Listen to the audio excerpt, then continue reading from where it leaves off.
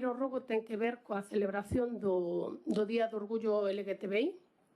que, como sabemos, é o 28 de xuño e é unha data que serve para reivindicar os dereitos do colectivo e celébrase porque é preciso sensibilizar e concienciar de que existe aínda un problema sen resolver con relación aos dereitos sexuais. Non é unha data para manifestarse pola condición sexual, sino para reivindicar a necesidade de exercer un dereito en liberdade como seres humanos, con independencia da orientación sexual ou da identidade de xénero. A defensa dos dereitos da comunidade LGTBI debe ser un compromiso de toda a sociedade, pero non ten tido moita acollida baixo as siglas do Partido Popular. O seu partido nunca apoiou as normas que supuxeron avances en materia de dereitos LGTBI, desde a prohibición en 2013 da ministra do PP Ana Mato para permitir ás mulleres lesbianas acceder a técnicas de reproducción asistida,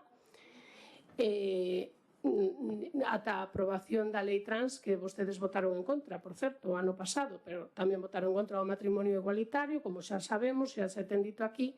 deixando a decenas de miles de parellas nunha situación de inseguridade xurídica e aliándose cos sectores máis conservadores da Igrexa Católica. Ben, a conmemoración desta data no Porriño materializouse cun espectáculo, un concurso de drag queens,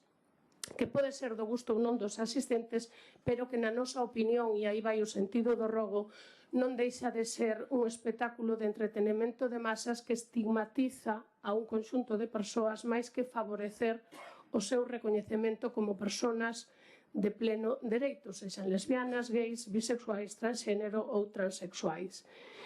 Tal e como aparece no comunicado que emite o Partido Popular na súa páxina web, la diversidad enriquece a nuestra sociedad ya que supone una fuente de creatividad. En nuestro país, la variedad de experiencias,